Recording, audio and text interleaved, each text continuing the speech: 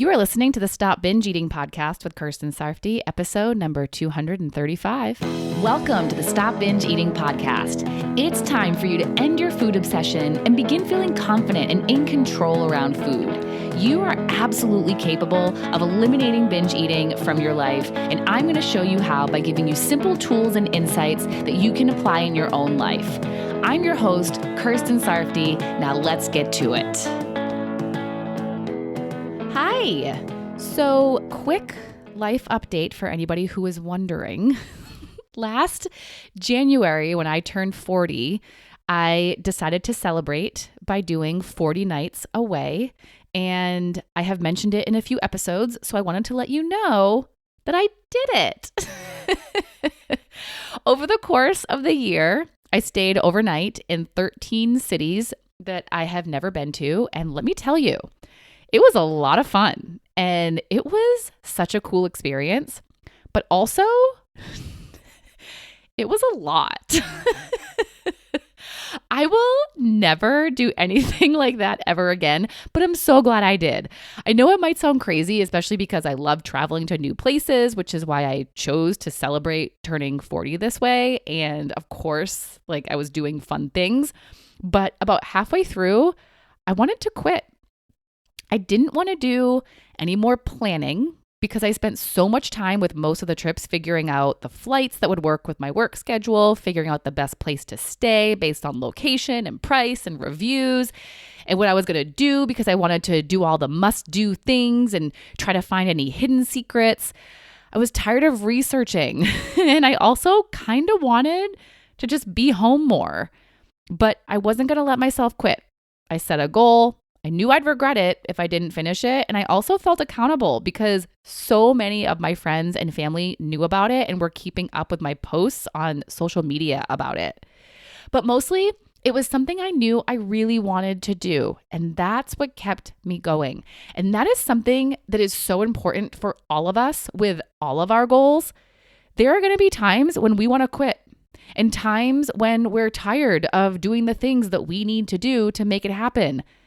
But we have to remember why we chose to do it in the first place. We got to keep going back to that why that's so compelling for us. That giving up and quitting isn't an option. That goes for goals like stopping binge eating, like travel goals, career goals, family goals, household goals, anything big or small that you want to accomplish. Even keep going back to the reason why you wanted to do the laundry, do the dishes, or get your oil changed. Keep yourself in the game. Keep trying because your why is too important for you not to. So anyway, I'm pretty proud of myself for setting this 40 nights away goal and achieving it before my 41st birthday. And I am thankful for all my friends that joined me on those trips so I didn't have to do it entirely alone. I got to see some friends I hadn't seen in a while who lived in those cities I visited. On a couple, I had people join me for the whole trip.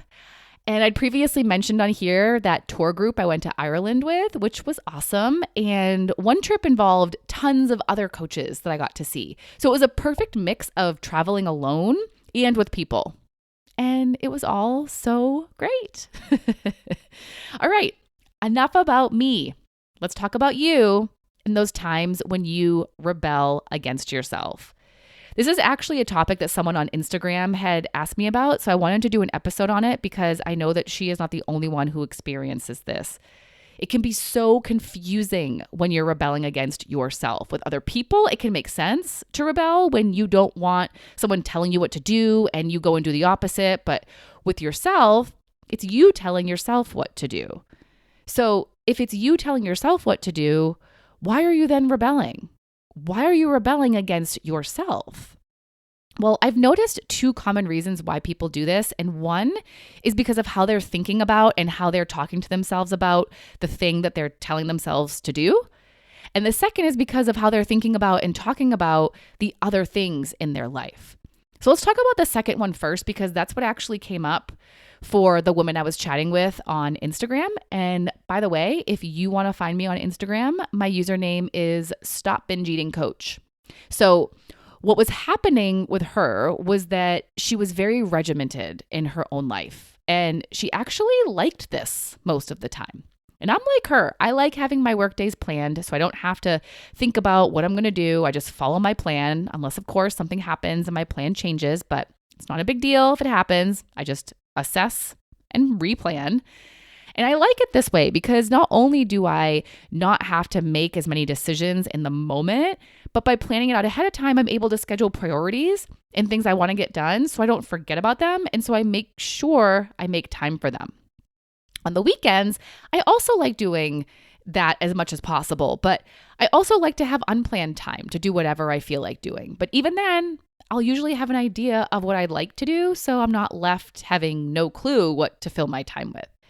But here's the difference between me and the person who rebels against themselves. I'm not dying to let go of control and be completely unrestrained. And that's because I don't feel too controlled or restrained in my life.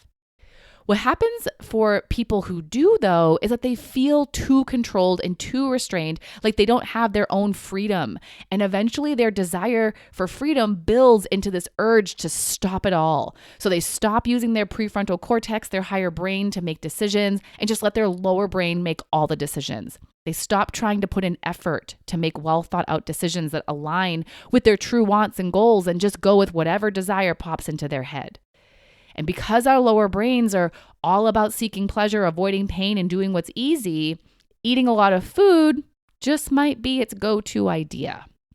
But for me, after I've had a regimented week, I don't have that same reaction because I'm not thinking about how controlled, regimented, and strict my life is. I'm thinking that my life is what I want it to be. I chose to be regimented. I don't have to. I could just wing it all the time. I could plan nothing or almost nothing, just do what I feel like doing or whatever I remember to do, but I don't want to do it that way. And if you don't either, if you prefer planning and scheduling and being more regimented, then be clear with yourself about why you've chosen to live that way. It could be so easy to feel resentful about having everything planned out and to feel too controlled. But you're the one doing it. You're the one controlling in the first place, even when other people and their lives and schedules are involved. So for example, if a person says yes to their kids doing extracurricular activities and sports, and now they have that added to their life and their calendar, they have to recognize that they said yes and know why they've chosen to say yes so that they don't have to feel resentful about it. They could have said no, but there was a reason why they said yes. They wanted their kids to do it. And if they didn't want them to, they could say no. I know plenty of parents who say no to their kids, and it's okay. You have to consider yourself, your time, and your mental health too. So if you say yes, make sure you're a yes for both you and for them, and that you also want to put in that time and effort. So that person is controlling their own time. They're saying yes to doing things with their time, like pickups and drop-offs and watching and waiting. It wasn't forced on them. They chose it. Just like how the things I do for other people isn't forced on me, I could be resentful of them controlling my time because they asked me to do something for them, or I can remind myself that I chose to do it, that I want to help them, and it makes me feel less controlled and more empowered by this choice to do this. So when I'm following my regimented day, even things for other people that are on my calendar, and then I'm doing the other things I have planned to do that aren't very fun, like errands, chores, or other adulting things, I remind myself that I have chosen to do these things and remind myself of the reasons why. I don't treat it like I'm being controlled. I treat it like my choice, because it is. I could just not do any of it or not do any of it now. But that's not what I want because I don't want the consequences of that. So I embrace my regimented schedule, or at least accept it. So I'm not dying to get out of it. So let's not be resentful of the choices we make and own them instead, because when you do, you won't feel so controlled and therefore won't feel the need to let go of control. You won't have a buildup of restraint that will eventually turn into an urge for freedom.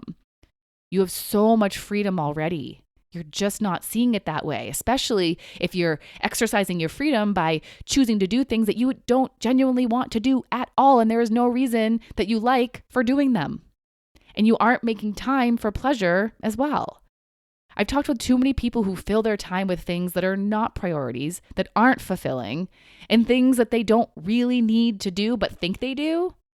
then they're left feeling angry about their life. So please, if you're going to have a more regimented life, prioritize, find balance between work and pleasure, whatever that looks like for you. It doesn't have to be 50-50. Balance looks different for everyone. And make sure that if you're doing something that you don't really want to do, that you have a good reason to do it. Okay, so if you're looking at your regimented life differently, embracing it more, accepting it more, then you won't feel so bound by it, restrained or controlled. And when you don't, you won't feel the urge to rebel against it. We don't rebel against things that we're not feeling resistance against. And you're not going to resist against things that you're choosing to do and want to do, even when it's things you don't want to do that you have good reasons to do. Even though you don't want to, there is still a part of you that does want to because you don't want the consequences of not doing it. You don't really want to pick up the kids from practice, but you want them to get home safely.